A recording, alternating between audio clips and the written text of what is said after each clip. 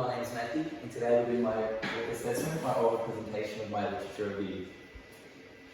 Magnesium is an abundant mineral in the body with its biochemical properties having an array of uses ranging from cofactors, protein synthesis, blood glucose control, blood pressure regulation, energy production, as well as muscle and nerve function. Furthermore, its role in assisting sleep is to be first thought to its interaction with gamma-aminobutyric acid and its ability to increase its availability by decreasing presynaptic glutamate release. And secondly, due to its role as a natural calcium blocker, so assisting in relaxing the muscles once they've been contracted. Commonly thought to produce benefits surrounding the quality and duration of sleep through the regulation of neurotransmitting hormone, little is actually known about the link between magnesium and sleep. Although the deficiency of this mineral does have associations with high levels of stress, anxiety, and difficulty relaxing, which are essential to a well-rounded sleep, the evidence suggesting that supplementation will provide a benefit to sleep is sparse. The numerous randomized controlled trials evaluated found mixed results. However, the majority suggested magnesium supplementation in adults does not have a statistically significant effect on sleep. This literature review assesses the current research on the efficacy of magnesium supplementation on its effect on sleep in adults. This will be measured through the Pittsburgh Sleep Quality Index and the questionnaires on the Insomnia Severity Index. This literature research was conducted using the PubMed database for applicable clinical trials. The search terms used to find this population group included adults and insomnia, with the later inclusion of humans to ensure the relevance of articles. This intervention terms entered included magnesium, noting that the form nor dosage of this mineral was not specified. The outcome used for the search was sleep, with further filters applied, including randomized control trial, free-fall text, and English, confirming that these articles were fully accessible and comprehensible. 4 articles were found using the search of PubMed, all were included within this literature review. The measured outcomes of each clinical trial were based on the results from both the Pittsburgh Sleep Quality Index and Insomnia Severity Index. The PSQI self-reported questionnaire assesses 19 individual items, creating 7 components, and producing an overall score of up to 21, with a healthy range under 5. The ISI includes 7 questions. These 7 questions can be worth up to 4 points, which are then added to find a total score. A total score from 0 to 7 identifies this individual as not having clinical significant insomnia. The mean change in score from the baseline to a completion of the study and the mean difference between the intervention and placebo groups, as well as the p-values, create the basis for the outcome comparison in the included studies. The database search, as you see in Figure 1, found 199 potential papers utilising the key terms. 166 of these were excluded due to inappropriate study design. An additional 22 articles were then omitted after assessing full text article accessibility. Of the remaining 13, a further 9 were dismissed due to irrelevant interventions, controls, and outcome measures. Thus, 4 papers were eligible for qualitative appraisal in this literature review. All 4 studies were randomised, double-blind, placebo-controlled clinical trials. Only Pickering had a crossover design. So this crossover design, each patient randomly received one of the 3 treatments, and after the 35-day first treatment period, the patients returned to the centre for a second randomisation. And this same assessment was done for a third period as well after the 35-day treatment. Mayor chose their patients to undergo a 2-week eligibility screen whilst documenting outcomes for their patients in order to gain a baseline data, followed by a 4-week treatment period, where the data from these 2 endpoints was compared. Nelson, Johnson and Zhang again utilised a 1-week baseline assessment, followed by an 8-week trial period. Participants were randomised into 2 groups, matched by gender and global PSQI score. Buzzy also ran an 8-week study with participants to answer questionnaires of ISI, physical activity, and sleep log, as well as 24-hour recall over 3 days regarding the intake of magnesium, calcium, caffeine, and calorie intake. The majority of these supplements were taken orally, with the exception of Pickering, which is taken via the intravenous route. The magnesium forms also varied in between studies, with Mayor and Abazi using magnesium oxide forms. Nelson, Johnson and Zane used magnesium citrate form, and Pickering did not specify which form of magnesium they used during their trial. To be included in the systematic review, participants within these studies must have been a minimum age of 18 to be considered. The average ages within these studies ranged from 55 to 65, with the total population sample ranges from 20 to 100 participants. Participants included in this study were predominantly female, ranging from 50% to 78%.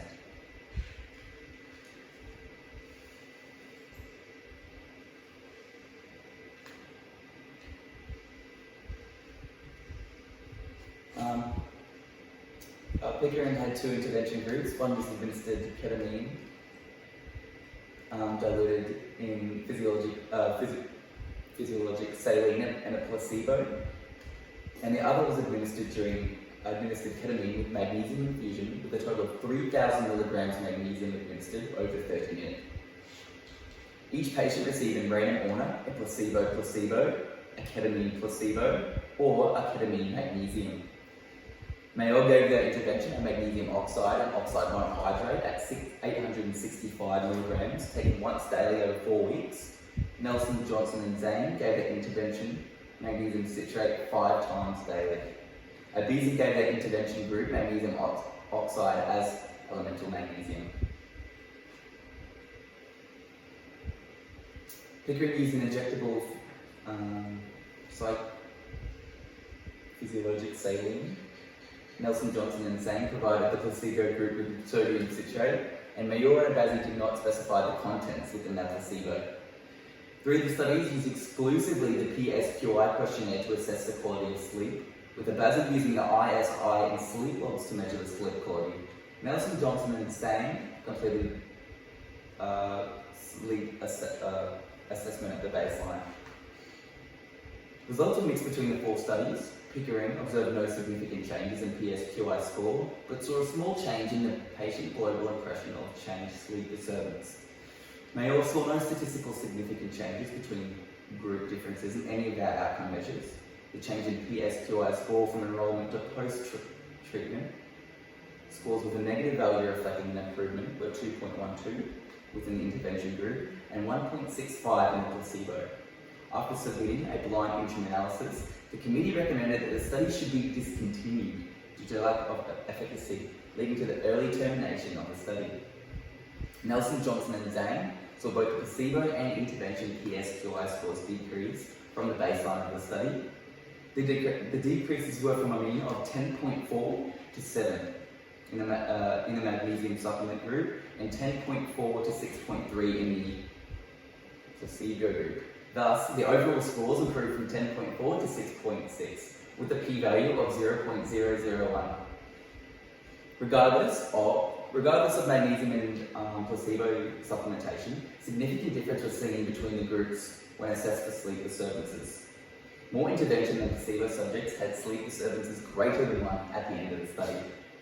Abizi found a large improvement in both his subjective and objective measures of insomnia and sleep in their intervention group. These results found that sleep time and sleep efficiency increased, and sleep onset latency decreased, both by a significant margin. Total sleep time showed no substantial difference between groups. An ISI questionnaire also showed a substantial change with a p-value of 0.006. In this literature review, only one of the 4 articles found statistically significant evidence suggesting magnesium has an improvement in the sleep quality. Abizi clinical trials show statistically significant increases in sleep time, sleep efficiency, and sleep onset latency, and ISI measurements. A marginal between-group reduction was also seen in early morning awakening, although not statistically significant. All studies were double-blinded, randomized placebo clinical trials. Only Pickering ran over a crossover design. So all these clinical trials outlined their objective prior to conducting the study, and randomization protocol was included by all studies except Nelson, Johnson and Zane, who did not stipulate their randomization protocol. The key limitations of this literature review is the scarcity of literature whose primary objective is to assessed sleep quality. In 3 of the 4 studies, sleep quality was said to be a secondary outcome, with the exception of a BASI. Thus, outcomes are purely based on self-reported PSQI questionnaires, which, like self-reported inventories, can be easily exaggerated or minimized by the individual completing them. The small sample sizes of the BASI and Pickering of the 43 and 20 respectively may question the ability to extrapolate the statistical analysis to the general population. Dosage informed from magnesium supplementation also vary greatly in between studies. Study durations range from 4 to 8 weeks. Dosages range from 320 to 865 milligrams a day, with magnesium, oxide and citrate forms utilised between studies. Adverse effects. So Pickering and Mayo reported adverse effects within their studies. Pickering did not report any serious adverse effects. However, 7 of the 20 experienced at least one effect deemed certainly treatment related. 2 of 20 and 4 of 20 had adverse effects deemed possibly and probably deemed related to the treatment. Symptoms reported here included fatigue, nausea, vomiting, dizziness, high blood pressure, drunkenness, headaches, hot flushes, and difficulty breathing. Mayo occurred 6 adverse events, none were deemed to medication use or other concurrent medical problems.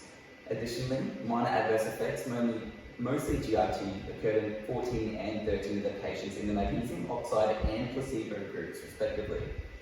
Abazi, Nelson, and Zhang did not report any adverse effects. This literature review provides evidence to suggest magnesium supplementation does not consistently improve the quality of sleep compared to a placebo in adult populations. According to the PSQI questionnaire, however, as a statistically significant evidence was found in an outlier study, this may warrant further research. However, optimizing dose and form of supplementation in larger sample sizes whilst incorporating additional outcome measures would increase the study validity. Nonetheless, this review shows inadequate evidence to recommend magnesium supplementation for improving the quality of sleep in adult populations. Thank you.